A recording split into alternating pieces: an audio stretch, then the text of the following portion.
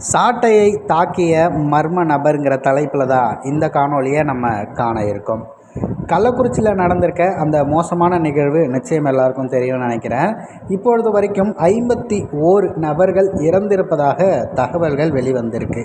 அதனால் அந்த மயான காட்சியில் போய் நின்று அந்த இடத்த பார்த்து சாட்டை துரைமுருகன் அவர்கள் ரொம்பவும் திரும்பும் பக்கமெல்லாம் பிணம் கண்ணீரும் அழுகுரலமாக மனதை ரணமாக்கிறது கள்ளக்குறிச்சி அப்படின்னு சொல்லி அவர் பதிவு பண்ணியிருந்தாருங்க. அந்த இடத்த அவர் பார்த்துட்டு அங்கேருந்து கிளம்புற அந்த நேரத்தில் நீ எதுக்கு இங்கே வந்த அப்படின்னு சொல்லி கேட்டு அந்த ஊர் மக்கள் கிடையாது, ஊர் மக்கள் இல்லாமல் அந்த பிரச்சனைகளுக்கு சம்மந்தம் இல்லாமல் தூண்டி விடப்படுகிற ஆட்கள் இருப்பாங்க பார்த்தீங்களா, அந்த மாதிரியான ஆட்கள் சாட்டை துரைமுருகன் அவர்களை தாக்க வந்திருக்காங்க. இது எந்த மாதிரியான மனநிலை அப்படிங்கிறதே நமக்கு புரியலை.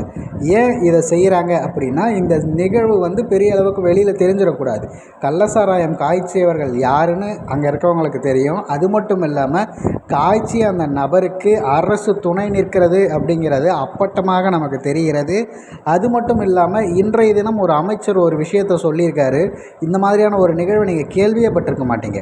கள்ளசாராயம் காய்ச்சுதல் மற்றும் கள்ள மதுபான விற்பனை தொழில் செய்து சிறை தண்டனையை பெற்று மனம் திருந்தியவர்கள், சிறை தண்டனை பெற்று வெளில வருவாங்க இல்லையா, அவங்க சுய தொழில் தொடங்கணும் அப்படின்ட்டு ஒரு 50,000 மானியமாக அவங்களுக்கு வழங்கலாம் அப்படின்னு ஒரு அமைச்சர் இதை சொல்கிறாங்க. அவர்கள் இறந்தவர்களுக்கு 10 லட்சம் இன்னும் காய்ச்சுவதற்கு ஊக்கத்தொகையாக உள்ளே போயிட்டு வெளில வரவங்க மனம் திருந்தி வந்துடுவாங்க. எப்படி அதை சொல்கிறாங்கங்கிறதே புரியல.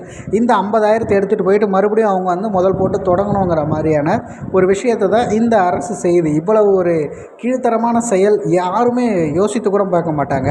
10 லட்சம் கொடுப்பது 50,000 கொடுத்த மீண்டும் அவர்களை அந்த சுய தொழில் தொடங்குற மாதிரி எந்த வேலையை செய்யணும் அப்படின்னு சொல்கிறதெல்லாம் என்ன சொல்கிறது, மக்கள் மீது துளியும் அக்கறை இல்லாதவர்கள் சிந்திக்கக்கூடிய செயலாகத்தான் இது பார்க்கப்படுகிறது. அதை தட்டி கேட்க வரக்கூடிய நாம் தமிழர் பிள்ளைகளை அடிக்க கை ஓங்கக்கூடிய இந்த மாதிரியான, நான் வெளிப்படையாகவே சொல்கிறேன், விசிக சம்மந்தப்பட்ட நபர் தான் அவர் அப்படிங்கிறது பதிவு பண்ணியிருக்காங்க. எந்த அளவுக்கு உண்மைன்னு தெரியல. ஆனால் அங்கே பரவலாக இருக்கக்கூடியது 2 பேர் மட்டும்தான் நிற்க வாய்ப்பு இருக்குது.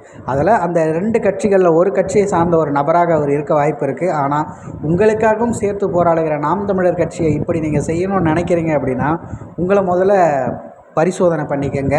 அது மட்டும் இல்லாமல் நிறைய பேர் சாட்டை துரைமுருகன் அடிச்சிட்டார்னு சொல்லி கேலி கிண்டல் பண்ணிக்கிட்டு இருக்காங்க. அதெல்லாம் ஒன்றுமே கிடையாது. அவர் அடிக்க கை தான் வாங்கினார். அதன் பிறகு இங்கே இறக்கி விட்டோடனே அங்கேருந்து தம்பிகள்லாம் பொழந்தாங்க. அது அந்த காணொலியில் சேர்த்தே பதிவாயிருக்கு. ஆனால் அதை பற்றிலாம் யாரும் பேச மாட்டாங்க. ஏன்னு கேட்டால் இந்த செய்தியை அப்படியே மாற்றி ஒரு கிண்டல் பண்ணி இதை மட்டுமே அப்படியே பேசுகிறதுக்காக, இதை பேசுவதற்கு இந்த காணொலி இல்லை. அவர் அடித்ததுக்கு ஒரு கண்டனம் தெரிவிப்பதற்கும், அது மட்டும் இல்லாமல் இந்த அரசு இன்னும் 50,000 கொடுத்து அவர்களை இந்த தொழிலை கண்டினியூ பண்ணணும்னு சொல்லி அவர்களை எந்த அளவுக்கு ஊக்கப்படுத்துது அப்படிங்கிற அந்த கேவலமான செயலை பதிவு பண்ணுவதற்காகத்தான் இந்த காணொலி. இந்த நிகழ்வு குறித்து உங்களது பார்வைகளையும் கமெண்ட் பாக்ஸில் பதிவு பண்ணிடுங்க.